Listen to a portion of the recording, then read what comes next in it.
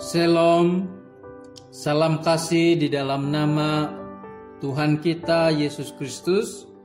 Saudara yang dikasihi oleh Tuhan, kita sangat bersyukur karena Tuhan memberikan kita kesempatan, peluang untuk menyembah, meninggikan nama Tuhan dan belajar firman Tuhan dimanapun kita berada, baik di gereja, di rumah, dan di mana saja. Saudara yang dikasihi oleh Tuhan, firman Tuhan yang kita dengar dan pelajari bersama-sama diambil di dalam 2 Samuel 9 ayat 1 sehingga 13. Sekali lagi 2 Samuel 9 ayat 1 sehingga 13, dan saya akan bacakan di sini dalam terjemahan bahasa Indonesia. Begini bunyi firman Tuhan. Daud dan Mefiboset.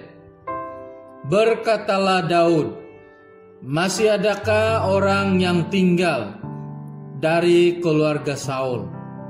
Maka aku akan menunjukkan kasihku kepadanya oleh karena Yonatan. Adapun keluarga Saul mempunyai seorang hamba yang bernama Ziba. Ia dipanggil menghadap Daud. Lalu raja bertanya kepadanya, "Engkaukah Ziba?" Jawabnya, "Hamba, tuanku." Kemudian berkatalah raja, "Tidak adakah lagi yang tinggal dari keluarga Saul? Aku hendak menunjukkan kepadanya kasih yang dari Allah." Lalu berkatalah Ziba kepada raja, "Masih ada seorang anak laki-laki Yonatan yang cacat kakinya." Tanya raja kepadanya, "Di manakah ia?" Jawab Ziba kepada raja, "Dia ada di rumah Makir bin Amil di Lodibar." Sesudah itu Raja Daud menyuruh mengambil dia dari rumah Makir bin Amil dari Lodibar, dan Mefiboset bin Yonatan bin Saul masuk menghadap Daud. Ia sujud dan menyembah. Kata Daud, "Mefiboset." Jawabnya, "Inilah hamba tuanku." Kemudian berkatalah Daud kepadanya, "Janganlah takut, sebab aku pasti akan menunjukkan kasihku kepadamu oleh karena Yonatan ayahmu. Aku akan mengembalikan kepadamu segala ladang Saul nenekmu, dan engkau akan tetap makan sehidangan dengan aku." Lalu sujudlah Mefiboset dan berkata, "Apakah hambamu ini sehingga engkau menghiraukan anjing mati seperti aku?" Lalu raja memanggil Ziba, hamba Saul itu, dan berkata kepadanya, "Segala sesuatu yang adalah milik Saul dan milik seluruh keluarganya kuberikan kepada cucu tuanmu itu. Engkau harus mengerjakan tanah baginya, engkau, anak-anakmu, dan hamba-hambamu, dan harus membawa masuk tuayannya, supaya cucu tuanmu itu ada makanannya. Mefiboset, cucu tuanmu itu, akan tetap makan sehidangan dengan aku." Ziba mempunyai 15 orang anak laki-laki dan 20 orang hamba. Berkatalah Ziba kepada raja, "Hambamu ini akan melakukan tepat seperti yang diperintahkan tuanku raja kepadanya." Dan Mefiboset makan sehidangan dengan Daud sebagai salah seorang anak raja.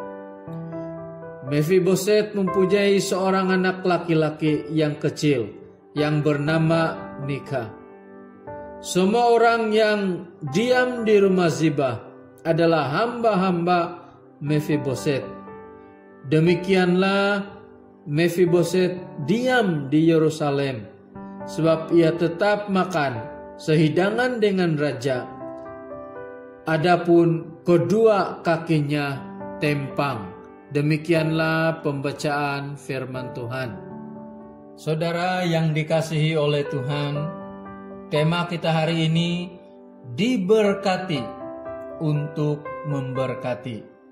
Diberkati untuk memberkati. Maksud tema ini, saudara yang dikasihi Tuhan, adalah kita yang sudah diberkati oleh Tuhan perlu memberkati orang lain melalui berkat yang sudah kita terima dari Tuhan. Dan memang panggilan kita adalah untuk memberkati orang lain, karena firman Tuhan berkata bahwa kita adalah terang dan garam dunia yang perlu memberkati orang lain, supaya setiap orang boleh merasakan kemuliaan Tuhan. Saudara yang dikasihi oleh Tuhan, firman Tuhan yang sudah kita baca dan pelajari bersama-sama, perikop ini berbicara Raja Daud mencari ahli keluarga Yonatan untuk menunjukkan kasihnya kepada ahli keluarga Yonatan, yaitu Mefiboset, anak Yonatan yang dipelihara oleh Ziba. Raja Daud menunjukkan kasihnya kepada Mefiboset dengan mengembalikan ladang milik Saul. Bahkan Mefiboset sendiri makan semeja dengan Raja Daud. Dan Daud juga memberikan perintah untuk keluarga Ziba mengurus ladang milik Saul. Saudara yang dikasihi oleh Tuhan, Raja Daud diberkati sebagai seorang raja yang berjaya dan luar biasa. Daud memberkati orang lain. Dan di dalam perikop firman Tuhan ini, Raja Daud memberkati Mefiboset dengan mengembalikan milik keluarga Saul, yaitu ladang mereka. Daud juga memberkati Mefiboset dengan tidak membunuh Mefiboset, karena kebiasaan raja pada waktu itu adalah membunuh pesaingnya. Tetapi Daud tidak melakukannya. Sebaliknya, dia menjaga Mefiboset, satu tindakan yang memberkati. Daud juga memberkati dengan mengizinkan Mefiboset makan semeja dengan Raja Daud.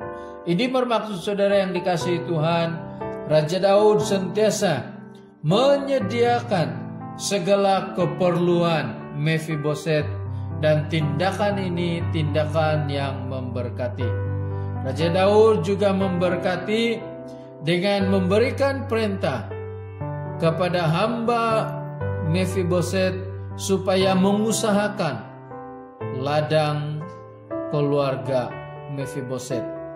Saudara yang dikasihi Tuhan, Daud sudah diberkati dan Daud memberkati orang lain. Bagaimana kita dapat memberkati orang lain? Yaitu dengan kita memberkati orang lain dengan apa yang ada pada kita. Memberkati orang lain bukan ketika kita berkelimpahan, tetapi dalam keadaan sederhana pun atau dalam keadaan kekurangan, kita masih boleh memberkati orang lain. Firman Tuhan di dalam 2 Korintus 8 ayat 2 sampai ke 3. Paulus sangat memuji jemaat Makedonia karena meskipun mereka sangat miskin, tetapi mereka sangat murah hati memberikan bantuan keuangan kepada jemaat lain, di mana sumbangan mereka ini melebihi kemampuan mereka. Jadi tindakan jemaat Makedonia ini sangat memberkati, dengan memberkati jemaat lain melalui apa yang ada pada mereka, walaupun mereka dalam keadaan kekurangan. Saudara yang dikasihi Tuhan, kita juga boleh memberkati orang lain dengan belajar mengutamakan kepentingan orang lain. Firman Tuhan di dalam Filipi 2 ayat yang ketiga, yang seorang menganggap yang lain lebih utama dari dirinya sendiri. Apabila kita mengutamakan orang lain, kita memiliki sikap yang menolong, bahkan kita memiliki sikap yang tidak tamak, mau berkongsi berkat kepada orang lain, khususnya yang kekurangan, karena kita lebih mementingkan orang lain. Saudara yang dikasihi oleh Tuhan, kita juga diberkati untuk memberkati dengan perkataan dan perbuatan yang memuliakan Tuhan. Orang suka melihat dan menilai perbuatan dan perkataan yang keluar dari mulut kita. Bagaimana mungkin kita boleh memberkati orang lain kalau perkataan yang keluar dari mulut kita seperti kurang ajar, kurang asam, dan apapun perkataan yang tidak baik, pastinya itu tidak menguatkan dan memberkati orang lain. Saudara yang dikasihi Tuhan, perkataan dan perbuatan kita penting untuk memberkati orang lain, supaya melalui perbuatan perkataan kita nama Yesus ditinggikan. Saudara yang dikasihi oleh Tuhan, diberkati untuk memberkati melalui karunia pelayanan yang kita miliki. Ada orang yang memiliki karunia memimpin, ada orang yang memiliki karunia berkhotbah, mengajar, bermain musik, dan pelbagai karunia. Karunia yang Tuhan berikan itu harus digunakan untuk memberkati orang lain, supaya dengan karunia yang kita ada bukan hanya memberkati orang lain, tetapi gereja Tuhan akan semakin bertumbuh. Saudara yang dikasihi Tuhan, firman Tuhan di dalam Kisah Para Rasul 3 ayat 6. Tetapi Petrus berkata, emas dan perak tidak ada padaku, tetapi apa yang kupunyai kuberikan kepadamu. Demi nama Yesus Kristus, orang Nazaret itu, berjalanlah. Saudara yang dikasihi Tuhan, firman Tuhan ini kita tahu, Petrus mengongsikan apa yang dia miliki, apa yang dia ada, dia gunakan untuk memberkati orang lain.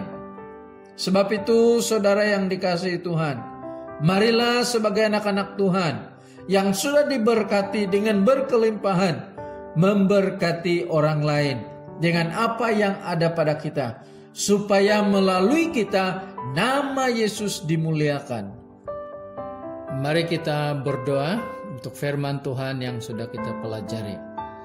Bapa di surga, kami mengucap syukur atas firman-Mu yang sudah kami dengar.